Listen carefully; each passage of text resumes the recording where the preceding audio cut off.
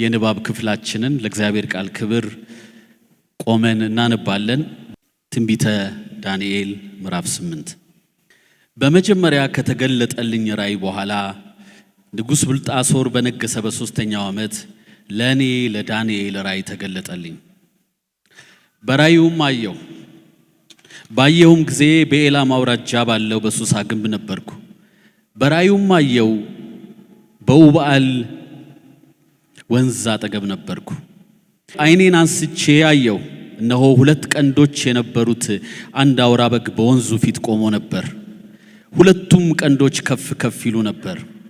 አንዱ ግን ከሁለተኛው ከፍ ያለ ነበር፣ ታላቁም ወደ ኋላ ወጥቶ ነበር።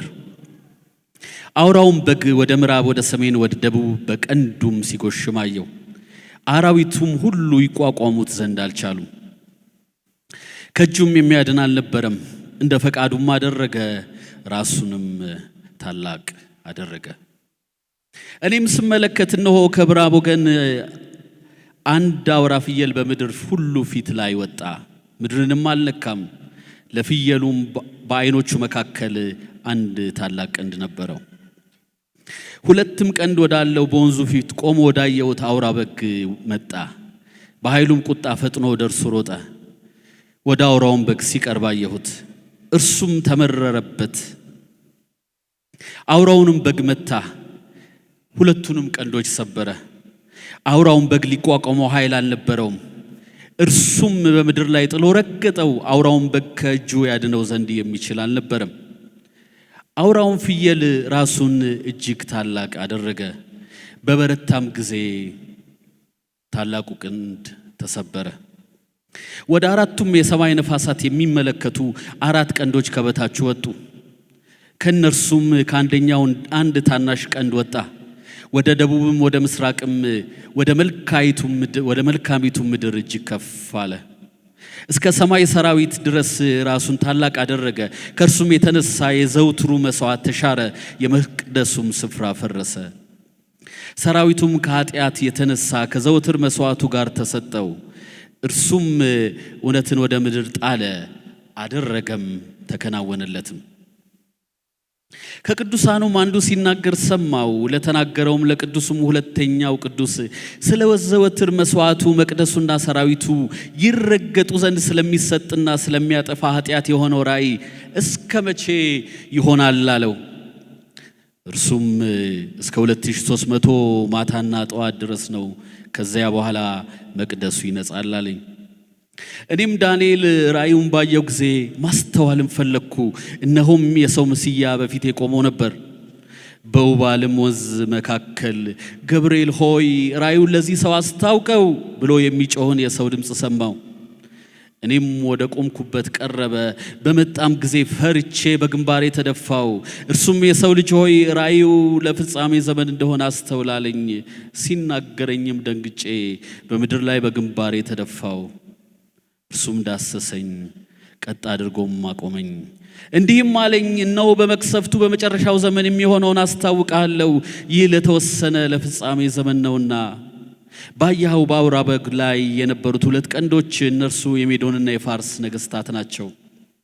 አውራውን ፍየል የግሪክ ንጉሥ ነው። በዓይኖቹ መካከል ያለው ታላቁ ቀንድ መጀመሪያው ንጉሥ ነው።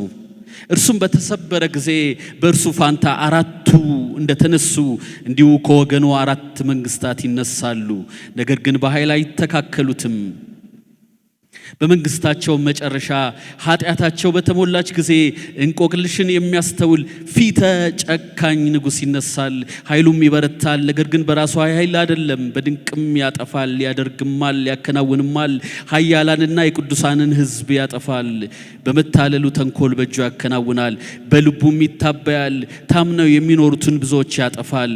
በአለቆችም አለቃ ላይ ይቋቋማል፣ ያለ እጅም ይሰበራል። የተነገረውን የማታውን የጠዋቱን ራእይ እውነተኛ ሆነው፣ ነገር ግን ከብዙ ዘመን በኋላ ስለሚሆን ራእዩን ዝጋ። እኔም ዳንኤል ተኛው፣ አያሌም ቀን ታመምኩ። ከዚያም በኋላ ተነስቼ የንጉሡን ሥራ ሰራ ዘንድ ስለ ራእዩም እደነቅ ነበር፣ የሚያስተውልም ግን አልነበረም። አጭር ጸሎት እናድርግ።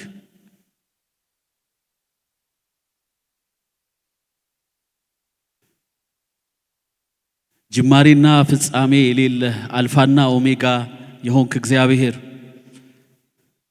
ጊዜያት የማይገድቡ በዘመናት የሸመገልክ አንተ ትልቁ ጌታ በመካከላችን ስላለ እናመሰግናለን።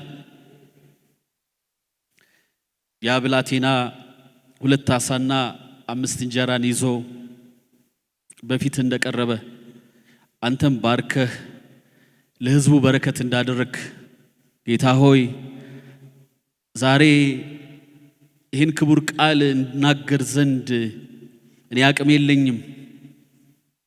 ነገር ግን ጥቂት ልምዴን፣ ጥቂት ዕውቀቴን፣ ጥቂት ዝግጅቴን በፊት ይዤ ቀርባለሁ። በጌታ በኢየሱስ ክርስቶስ ስም ቃልህን ቆርሰህ እንድትባርክልን፣ እንድታጠግበን፣ ካለንበት ነገር እንድታወጣን እለምንሃለሁ።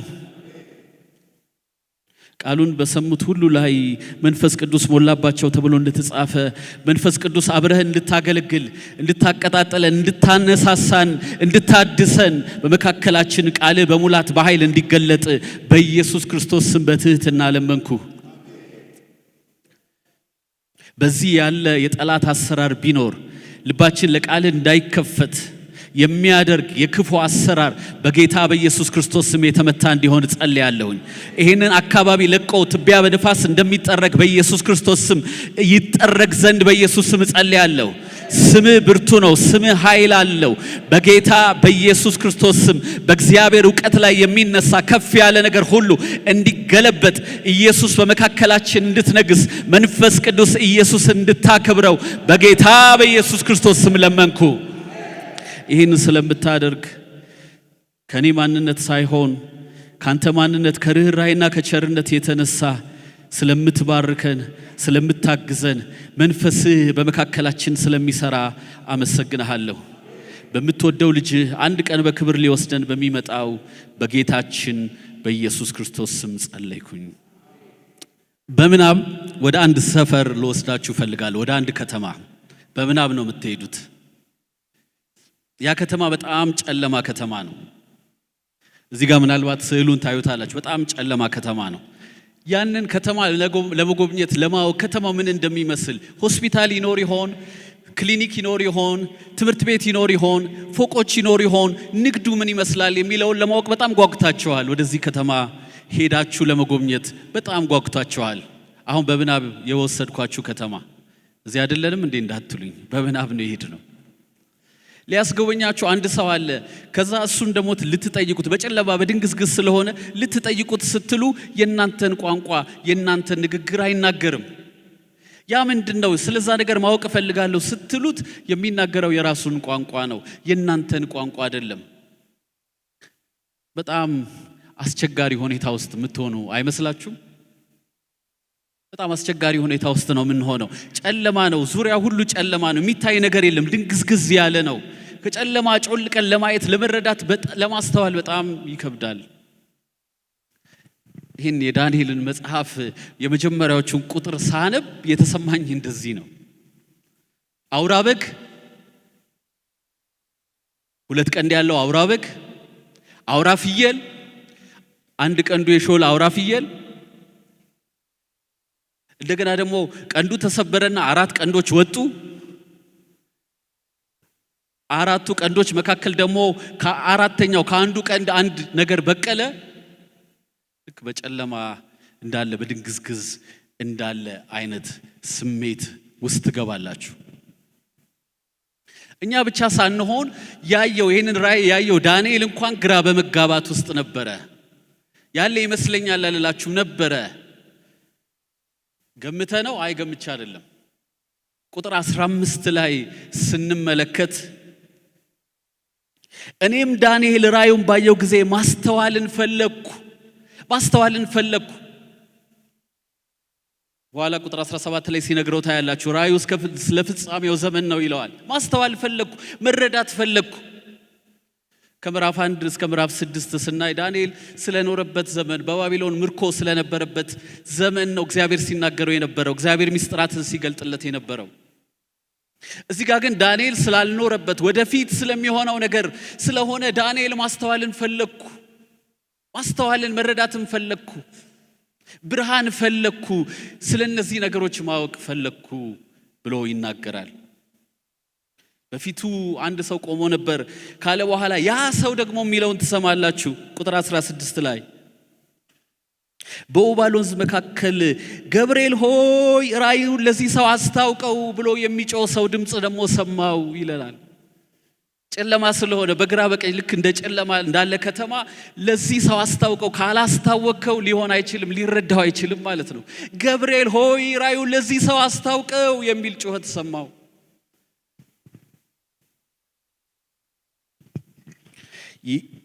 እኔም ወደ ቆምኩበት ቀረበ። በመጣም ጊዜ ፈርቼ በግንባሬ ተደፋው። እርሱም የሰው ልጅ ሆይ ራእዩ ለፍጻሜ ዘመን እንደሆነ አስተውላለኝ። ሲናገረኝም ደንግጬ በምድር ላይ በግንባሬ ተደፋው። እርሱም ዳሰሰኝ። ለካ የመጣው ብርሃን ይዞ ነበር። እግዚአብሔር የተመሰገነ ይሁን።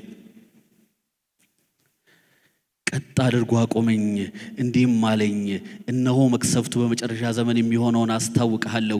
ይህ ለተወሰነ ለፍጻሜ ዘመን ነውና ብሎ ትርጉም መንገር ጀመረ። ስለ አውራው በግ በራሱ ቋንቋ ትርጉም መናገር ጀመረ።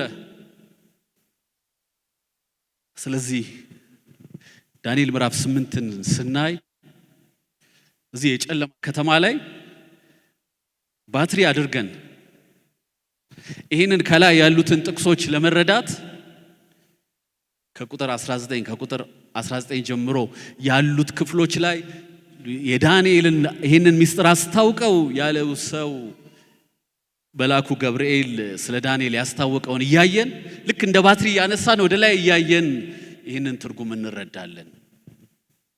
ምክንያቱም እግዚአብሔር የራእዩን ምስጢር ለባሪያው ገልጧል። ያ ለኛ ብርሃናችን ባትሪያችን ነው። ሁለተኛው ትንሽ ደግሞ ከዳንኤል እኛ የተሻለን እንድንሆን የሚያደርገን ሁለተኛው ነገር ዳንኤል እሱ ከሞተ በኋላ እሱ ካለፈ በኋላ ስለሚሆነው በቀጣይ 400 ዓመቶች ስለሚሆነው ነገር ነው የሰማው። ዛሬ ላይ እኛ ቆመን ግን ወደ ኋላችን ደግሞ የተፈጸሙትን እያየን ያደረጉትን እያየን ከታሪክ ብርሃን ደግሞ የታሪክ ባትሪ እያነሳን ማለት ነው። እነዚህ የሆኑት የነገስታት ታሪክ ውስጥ ያሉ የተመዘገቡ ስለሆኑ በስነ መለኮት ታሪክ ውስጥ አላልኳችሁም፣ በነገስታት ታሪክ ውስጥ የተመዘገቡ ስለሆኑ እግዚአብሔር የደነቀን ደግሞ የታሪክ ብርሃን ደግሞ እያየን በታሪክ ብርሃን ደግሞ እያደረግን ይህንን ክፍል እናያለን። እግዚአብሔርም ይረዳናል። ቁጥር 1 በመጀመሪያ በተገለጠልኝ ራእይ በኋላ ንጉሥ ብልጣሶር በነገሰ በ3ኛው ዓመት ለኔ ለዳንኤል ራእይ ተገለጠልኝ ይላል። ለኔ ለዳንኤል ራእይ ተገለጠልኝ። መቼ? ንጉሥ ብልጣሶር በነገሰ በ3ኛው ዓመት። ታስታውሱ እንደሆነ ንጉሥ ብልጣሶር የባቢሎን የመጨረሻው ንጉሥ ነው።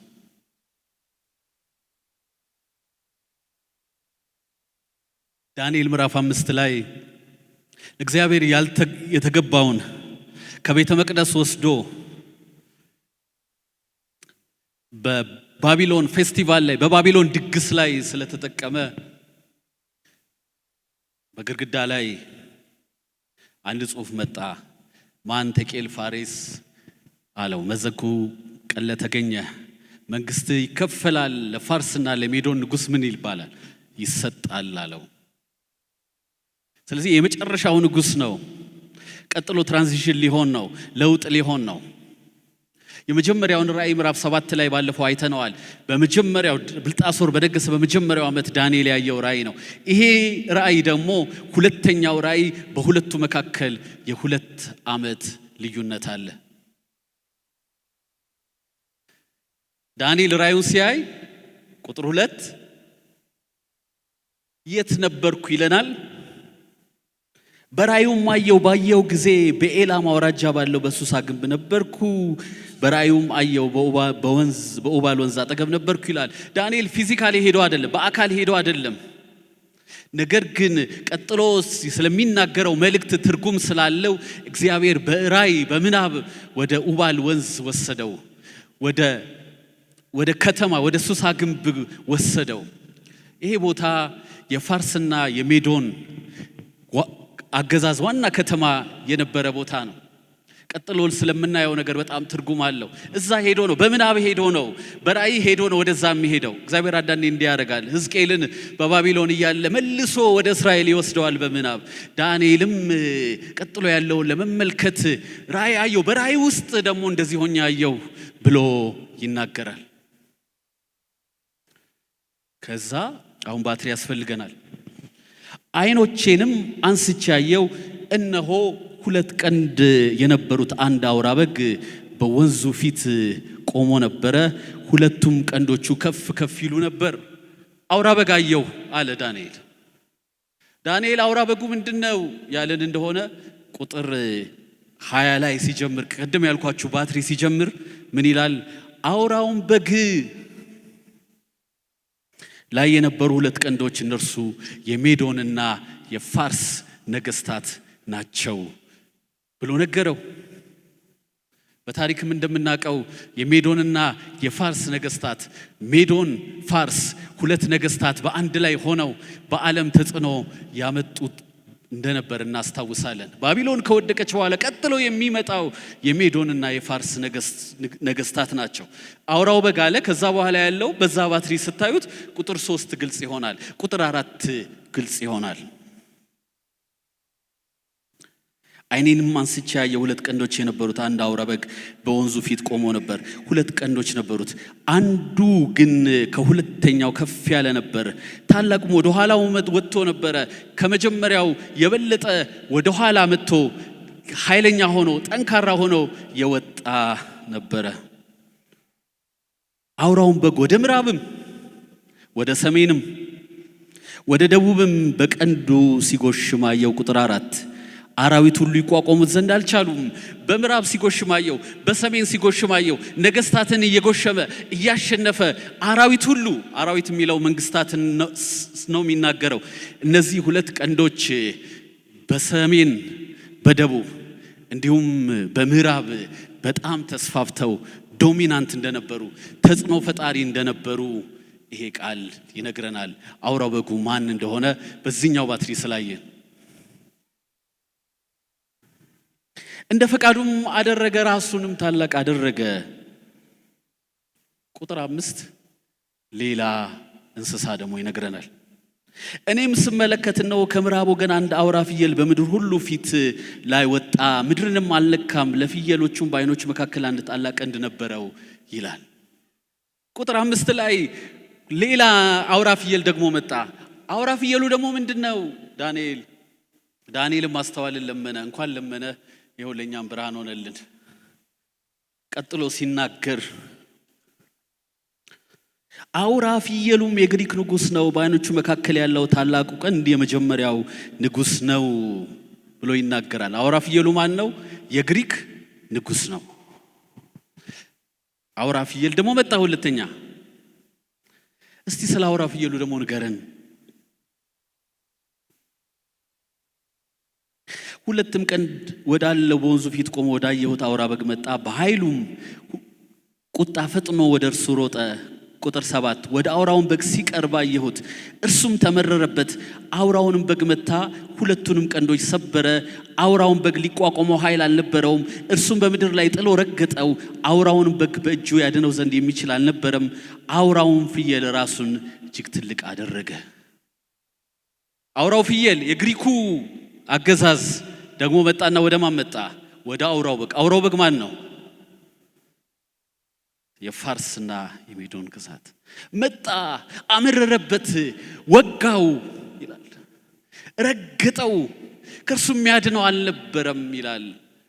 ከዚህ ቀጥሎ የፋርስና እግዚአብሔር ጊዜያትና ዘመናትን ይለውጣል። አስቀድሞ ነው ያየው፣ አስቀድሞ ነው የተመለከተው። ስለዚህ የግሪክ ንጉስ ደግሞ መጣና ምን አደረገ? የፋርስን ንጉስ የሜዶንና የፋርስን ነገስታት አስወገደ፣ ረገጠ። እንደገና ኃይለኛ ሆኖ ደግሞ ተነሳ። ወደ ታሪክ ብርሃን ስንመጣ በጣም በታሪክ የምናውቀው በግሪክ አገዛዝ የመጀመሪያው ንጉስ ታላቁ እስክንድር ሲባል ሰምታችኋል። ታላቁ እስክንድር ነው የመጣው። በጣም ኃይለኛ ነበረ። እጅግ ታላቅ ነበረ። ቁጥር 7 ላይ የሚነግረን እጅግ ታላቅ ነበረ። ወጣት ነው ግን በጣም ታላቅ ነበረ። በግራም በቀኝም 4 ጄነራሎች ነበሩት። እነሱን ሁሉ ይዞ ይሄድ ነበረ። የሚገርማችሁ የታላቁን እስክንድር ታሪክ ያነበብን ያየን እንደሆነ 4ቱን ጄነራሎች ጠየቃቸው። ከዚህ በኋላ ልወርሰው የምችለው ቦታ አለ ወይ? ከዚህ በኋላ ሊይዘው የምችለው ቦታ አለ ወይ ብሎ ጠየቃቸው። የለም ሲሉት አለቀሰ ይላል። ምን ያህል የተራበ እንደሆነ፣ ሁሉን ለመቆጣጠር በጣም የተራበ ነበር። በጣም ገናና ነበር። በጣም ኃይለኛ ነበር። ግን የእግዚአብሔር ቃል ልክ እኔ እንዳወራሁለት ኤግዛይትድ ሆኖ አይደለም የሚያወራው። በአንድ ቃል በ2 ፊደል ቀንዱም ተሰበረ ይለናል። እግዚአብሔር የተመሰገነ ይሁን። ቀጥሎ ስታዩ ቁጥሩ ላይ እጅግ ታላቅ ነበር፣ ቀንዱም ምን አለ? ለእግዚአብሔር በጣም ኃይለኛም ንጉሥ፣ ኃይለኛ አገዛዝም ደካማ መንግስት ከባድም መንግስት እኩል ነው። ልክ ቴሌቪዥን ላይ በጣም የሚጮህ ቴሌቪዥን 120 አካባቢ በጣም የሚጮህ ቴሌቪዥን እና ደግሞ 5-10 ሆኖ የሚጮህ በትንሹ የሚጮህ ቴሌቪዥን ለሪሞት እኩል ነው አይደለም? ይሄኛው ከበደኝ ይላል እንዴ? ገና በጣም የሚጮህ ቴሌቪዥን ስናይ ሪሞቱን ስንይዝ ወይኔ እናጠፋው ይሆን እንላለን። እግዚአብሔር አስቀድሞ ያየው ነገር ስለሆነ ተሰበረ ይለናል።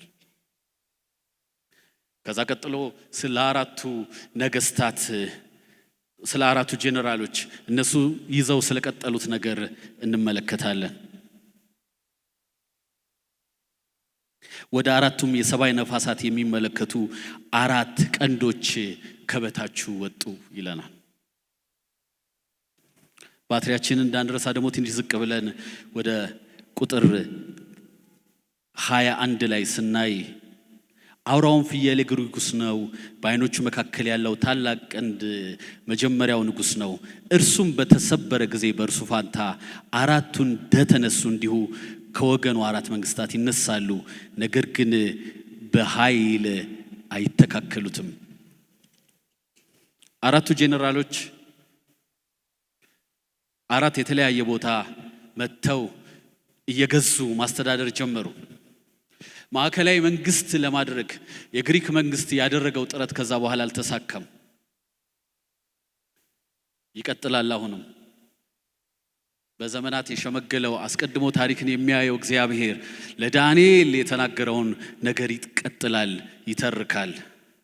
ጉዞ ላይ ናችሁ ያላችሁት? ጉዞ ላይ ናችሁ አይደለ?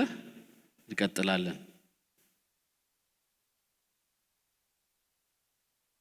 ከነርሱም ከአንደኛው ቀንድ አንድ ታናሽ ቀንድ ወጣ፣ ወደ ደቡብም ወደ ምስራቅም ወደ መልካሚቱ ምድር እጅግ ከፍ አለ። ከነሱ ደግሞ ከ4ቱ እዚህ ስዕል ላይ 4 ዋና ዋና ቀንዶች አሉ። ከታች ያለው ብዙ አይታይም። ከነሱ መካከል ደግሞ ሌላ ንጉሥ፣ ሌላ ገዢ ወጣ ብሎ ይናገራል።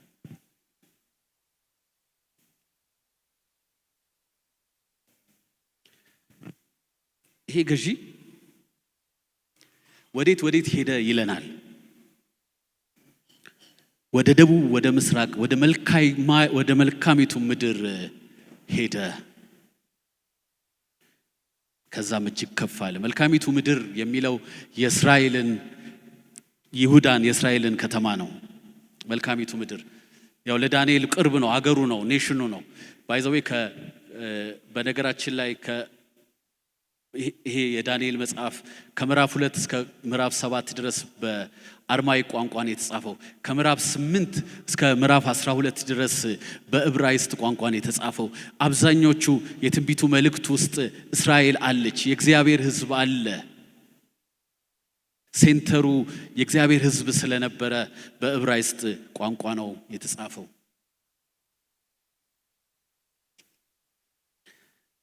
ወደ ታች ወደ ባትሪያችን እንሄዳለን። ቶሎ ያልቃል፣ ምክንያቱም አብዛኞቹ ቁጥሮች ከስር ያሉት እንደ ባትሪ እያደረግን እያነሳ ሌላኛውን እያበራን ስለሆነ መሀል ላይ መገናኘታችን አይቀርም። ስለዚህ በርቱ። አጠገባቸው ያለውን ሰው በርታ ብሉት። ዛሬ 27 ምዕራፍ አንድ ባንድ እያየን አንሄድም። ምክንያቱም ከስር ያሉትን እያወጣን የላይኛውን በባትሪ ምን እያደረግን ነው እየተመለከትን ያለ ነው።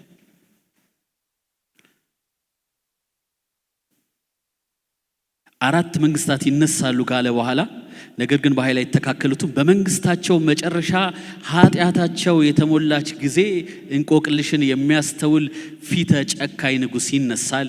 ኃይሉም ይበረታል፣ ነገር ግን በራሱ አይደለም፣ በድንቅ ይጠፋል፣ ያደርግማል፣ ያከናውንማል፣ ኃያላንና የቅዱሳን ሕዝብ ያጠፋል ብሎ ይናገራል። ሌላ ይነሳል ከኃጢአት የተነሳ። የሚገርማችሁ ይህ ነገር የሆነው ከእስራኤል ኃጢአት የተነሳ ነው።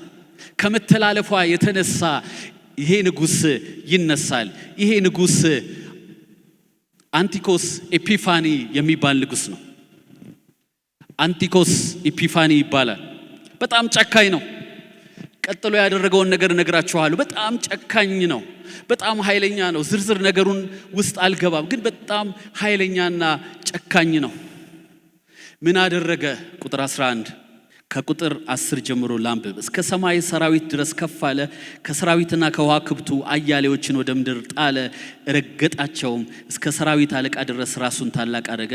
ከሱ የተነሳ የዘወትር መስዋዕት ተሻረ ይላል። ስለ ሰራዊት ስለ ከዋክብት ሲናገር ስለ መላእክት አይደለም የሚናገረው፣ ስለ ነገስታት አይደለም የሚናገረው። ቅድምም እንዳየነው በዛ አውድ ውስጥ ስናይ ሰራዊት ተብሎ የተጠቀሰው የእስራኤል ሕዝብ ነው። ስለዚህ ይሄ ጨካኝ መሪ እዚህ ስዕል ላይ እንደምንመለከተው የእስራኤልን ሕዝብ መጨቆን ጀመረ፣ ማጥፋት ጀመረ፣ ማፍረስ ጀመረ። እሱ ብቻ ቢሆን ጥሩ ነበር። የማይደፈረውን ደፈረ። አንቲኮስ ኤፒፋኒ የማይደፈረውን ደፈረ። ህዝቡ ጋር ብቻ አይደለም፣ ወደ መቅደሱ ገባ፣ መቅደሱን አፈረሰ፣ መስዋዕቱን ሻረ ይለናል። መስዋዕቱን ሻረ ይለናል። እንደምታውቁት በእግዚአብሔር ቤተ መቅደስ መስዋዕት ይደረግ ነበር። ጠዋት ማታ እሳቱ ይነድ ነበረ። እሱ መጣና በጣም ደፋር ከመሆኑ የተነሳ መስዋዕቱን ሻረ። መቆም አለበት አለ። ዛይስ የሚባል የግሪክ ንጉሥ፣ የግሪክ አማልክት በቤተ መቅደሱ ፊት ለፊት ላይ ቆመ። ትቀኑ እንደሆነ አላውቅም። በእግዚአብሔር ቤት እግዚአብሔር ዋጋ በከፈለበት ስፍራ፣ እግዚአብሔር ዲዛይን ባደረገበት ስፍራ ላይ ዛይስ የሚባል አማልክት አቆመ። በጣም ደፋር ነው።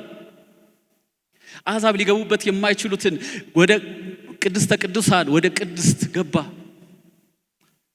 አንቲኮስ ኤፒፋኒ በጣም ጨካኝ ነበረ። ሌላ ያደረገው አሳማን በመሰዊያው ላይ አረደ ይለናል። አሳማ እርኩስ ተደርጎ የሚነገር በብሉይ ኪዳን እርኩስ የተባለ ነው። እሱን የድፍረቱ ድፍረት በእግዚአብሔር መሰዊያ ላይ አረደውና ስፕሪንክል አደረገው። ደሙን በመሰዊያው ላይ ረጨው፣ አረከሰው። ያልተገባበት ስፍራ ሄደ፣ አረከሰው። ስለ ቤተ መቅደሱ ምን ያህል ዋጋ እንደተከፈለ ትንሽ ልንገራችሁ።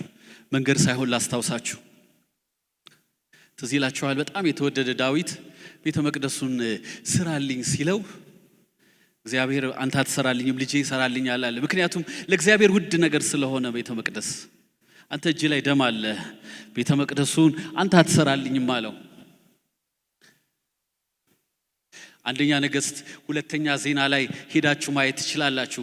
ምን አይነት ትርጉም እንዳለው ቤተ መቅደስ ዲዛይኑ ምን አይነት እንደነበር እዛ ላይ ማየት ትችላላችሁ።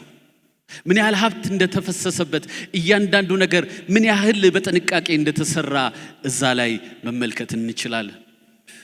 የሰለሞንን ቤተ መቅደስ በባቢሎን ካፈረሱም በኋላ እንደገና እግዚአብሔር ምን ያህል ሕዝቡን እንዳነሳሳ፣ እግዚአብሔር ለቤተ መቅደስ ያለውን ዋጋ፣ ዘሩባቤል እንዴት እንደጀመረ እግዚአብሔር ናጌን እነ ዘካርያስን መንፈሳቸውን አነቃቅቶ በብዙ ውጊያ በብዙ ገድል እየተቋረጠ ቤተ መቅደሱ የተገዳደሩት እንዴት ቤተ መቅደሱ እንደተሰራ ቤተ መቅደሱ ሲያልቅ እንዴት ሴሌብሬት እንዳደረጉ ለእግዚአብሔር ምን ትርጉም እንዳለው ያንን ባስተዋልን ጊዜ ይሄ ታሪክ ዝም ብለን እንደ ተራ ታሪክ ልክ ሙቪ እንደሚመለከት ሰው ልክ የታሪክ መጽሐፍ እንደሚያነብ ሰው ሪስፖንድ ልናደርግ አይገባም። ትልቅ ነገር ነው የሆነው።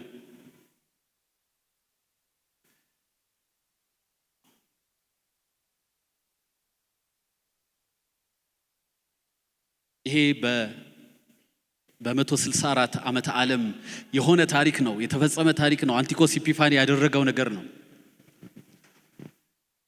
ነገር ግን የመጽሐፍ ቅዱስ አስተማሪዎች ደብል ፉልፊልመንት ሁለት ጊዜ ይፈጸማል፣ የመጨረሻው አንቲክራይስት የክርስቶስ ተቃዋሚንም ምሳሌ ነው፣ ሻዶ ያደረገ እንደ ጥላ የተናገረ ነው ብለው ያስተምራሉ። ልክ አንድ ሳንቲም በወረውር አንድ ቦታ ይነጥረና መልሶ ሌላ ቦታ እንደሚነጥረው በመጨረሻው ዘመን ደግሞ ይሆናል ይላሉ። በተለይ ማቴዎስ ወንጌል ምዕራፍ 24 ጌታ ኢየሱስ ክርስቶስ ስለዚህ ስፍራ የጠቀሰውን በመናገር በዳንኤል የተጻፈው የተባለውን አስተውሉ። የጥፋት ልጅ በርኩሰት በመቅደሱ በቆመ ጊዜ የመጨረሻው ዘመን እንደሆነ አንባቢው ያስተውል። ሌሎችም አትሪቢቶች አሉት። ጨካኝ ነው፣ አምላክ ነኝ ይላል። ብዙ ነገሮች አሉ። እሱ ውስጥ አልገባም። አሁን ስለዚህ ነገር ስዘጋጅ እግዚአብሔር በልቤ በመንፈሴ ሰቅዞ የያዘውን ነገር ነው ማካፍላችሁ። ማለፍ አልቻልኩም። እግዚአብሔር በልቤ ይሄን ነገር ሲያመጣው ማለፍ አልቻልኩም። ሸክም ሆነብኝ። ስለዚህኛው ቤተ መቅደስ፣ ስለኔና ስለናንተ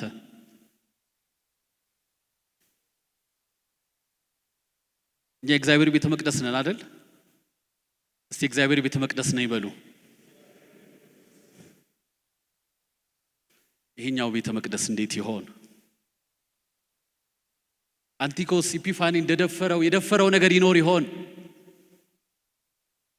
የእግዚአብሔር ፍቅር ሊያድርበት የሚገባው ቤተ መቅደስ ጥላቻ ደፍሮት ይሆን? ቂም ደፍሮት ይሆን?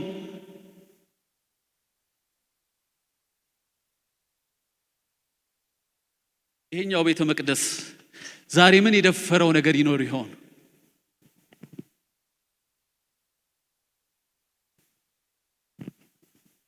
እንደ አንቲኮስ ኢፒፋኒ የደፈረው በልብ ውስጥ የነበረው የሚገዛው ነገር ምንድነው? ኃያል የሆነው ነገር ምንድነው?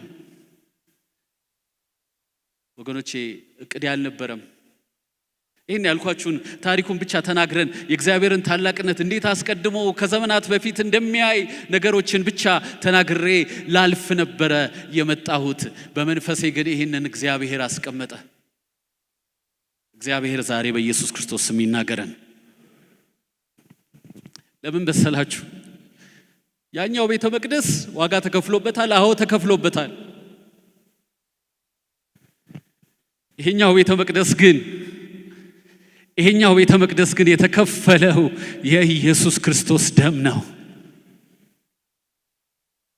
ለዚህኛው ቤተ መቅደስ ኢየሱስ ክርስቶስ ከእግዚአብሔር ጋር መተካከል እንደመቀማት ሳይቆጥር ከሰውም የባሪያን መልክ ይዞ በመካከላችን አድሮ መንፈስ ቅዱስ ማደሪያ ያደረገን።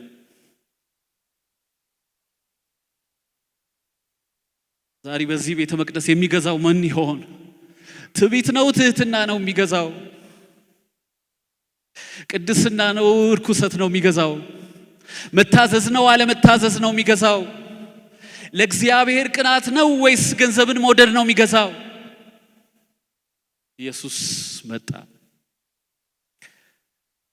አንደኛ ቆሮንቶስ ምዕራፍ 3 ቁጥር 16 እኛ ዮሐንስ ወንጌል ምዕራፍ 3 ቁጥር 16 በጣም እንወደዋለን። አንደኛ ቆሮንቶስ ምዕራፍ 3 ቁጥር 16ን እንደዚህ እንድትወዱ ተመክራችኋለሁ። እናንብበው። የእግዚአብሔር ቤተ መቅደስ እንደሆናችሁ የእግዚአብሔር መንፈስ እንደሚኖርባችሁ አታውቁምን? ማንም የእግዚአብሔር ቤተ መቅደስ ቢያፈርስ እግዚአብሔር እሱን ያፈርሰዋል። የእግዚአብሔር መቅደስ ቅዱስ ነውና ያውም እናንተ ናችሁ። እግዚአብሔር የተመሰገነ ይሁን።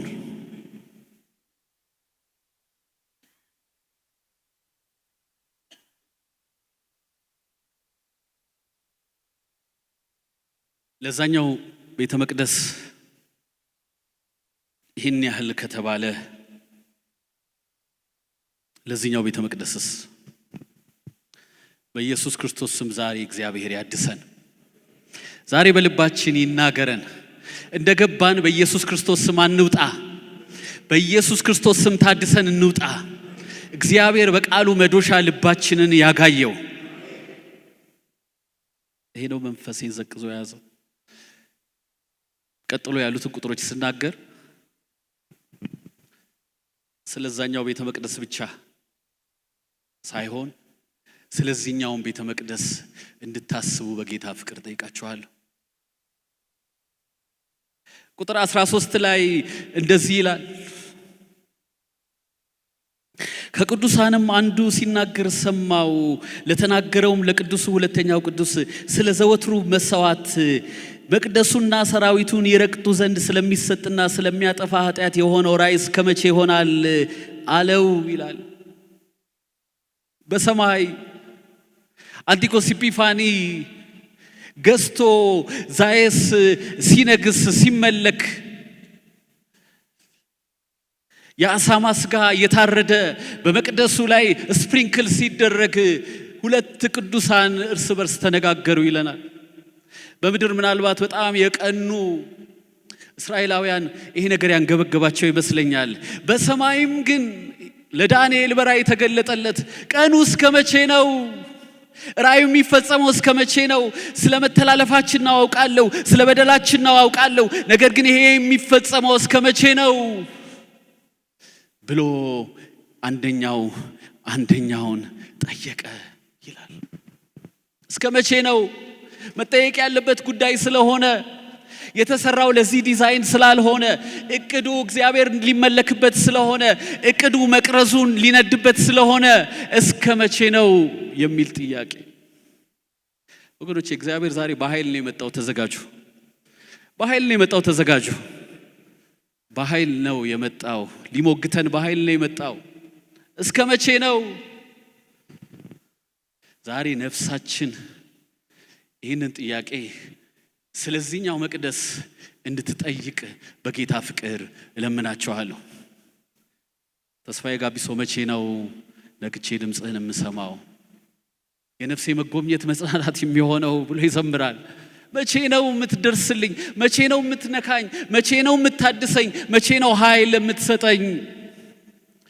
አንዱ ቅዱስ ለሌላው ቅዱስ እንደጠየቀው ሁለት ሆነው እንደተጠያየቁ ልክ ዳዊት እንዳደረገው ዛሬ ነፍሴ ሆይ እስከ መቼ ነው ብላችሁ ጠይቋት።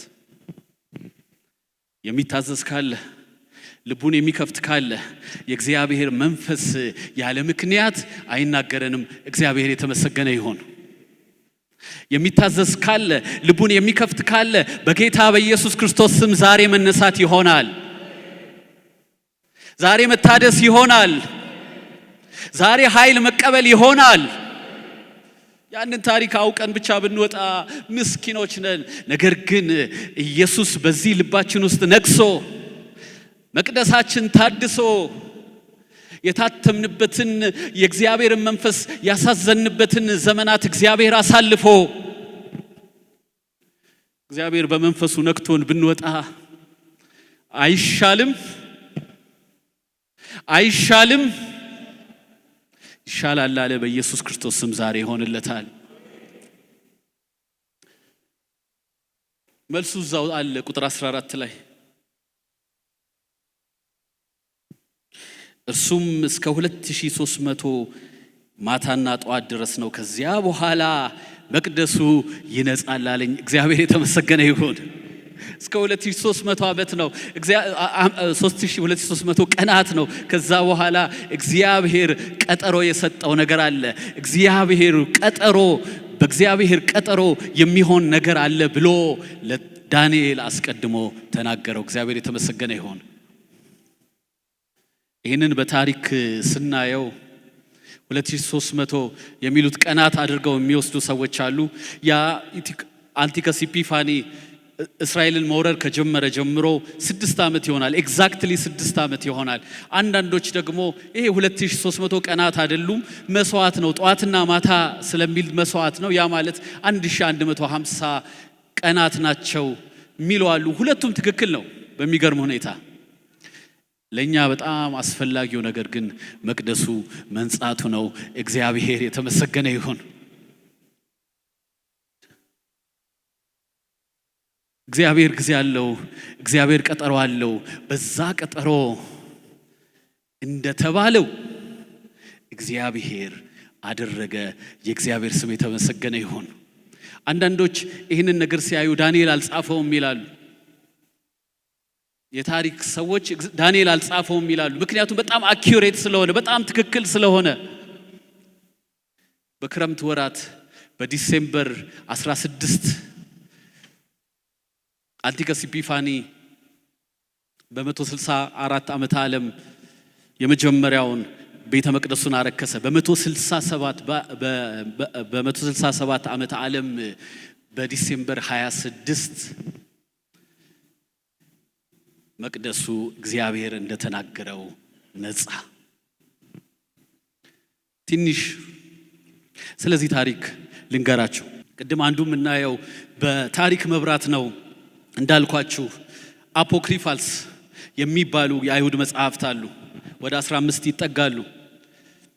እኛ የእግዚአብሔር ኢንስፓየርድ ቃል ነው ብለን አናምንም እኛ ወንጌላውያን፣ ግን እንደ ጥሩ የመጽሐፍ ቅዱስ ምንጭ፣ የታሪክ ምንጭ እንጠቀምባቸዋለን። እዚህ ላይ በጣም አስደናቂ ታሪክ አለ። እግዚአብሔር በዚህ ዛሬ ይናገረናል። ምን ሆነ? ይሁዳ ማቃቢስ የሚባል ሰው እግዚአብሔር አስነሳ። በዚህ መጽሐፍ የምናገኘው የማቃቢስ ሪቮሉሽን ወይም የማቃቢስ አብዮት፣ የማቃቢስ አመጽ የሚባል ታሪክ አለ።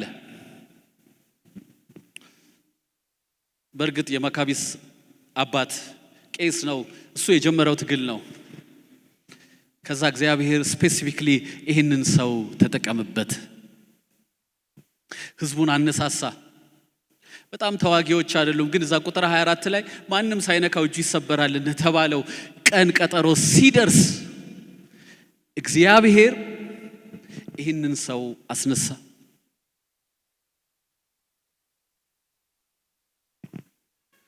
የቀና ሰው እንዴት በቤተ መቅደሱ የአመጽ ልጅ ይከበራል፣ የሚያረክ ሰው እንዴት ገኖ ይኖራል የሚል ሰው አስነሳ። ከዛ በኋላ ተዋጋ።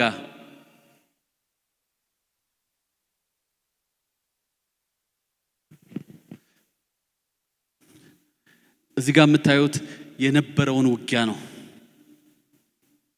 እግዚአብሔር እንደተናገረው ከ1150 ቀናት በኋላ መቅደሱ ይነጻል እንዳለው መቅደሱ ነጻ። እግዚአብሔር የተመሰገነ ይሁን። ይሄ እዚህ ጋር ይዘውት የሚገቡትን ስታዩ መኖራ ይባላል። የእግዚአብሔር እሳት የሚነድበት ስፍራ ነው፣ የሚነድበት ቦታ ነው። እዚህ ዛሬ እንደ ምሳሌ ይዤዋለሁኝ።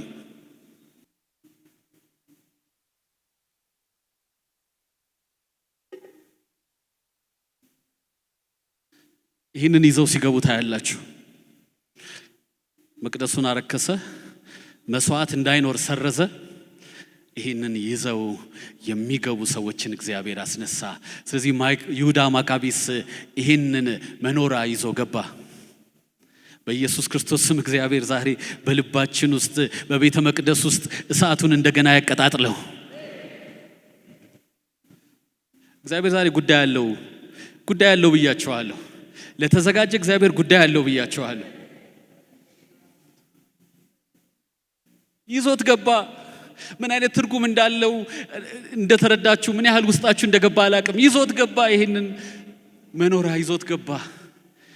እንደገና የእግዚአብሔር ቤተ መቅደስ ውስጥ እሳቱ እንደገና ሊነድ፣ በእግዚአብሔር ቤተ መቅደስ ውስጥ እሳቱ እንደገና ሊቀጣጠል ይዞት ገባ።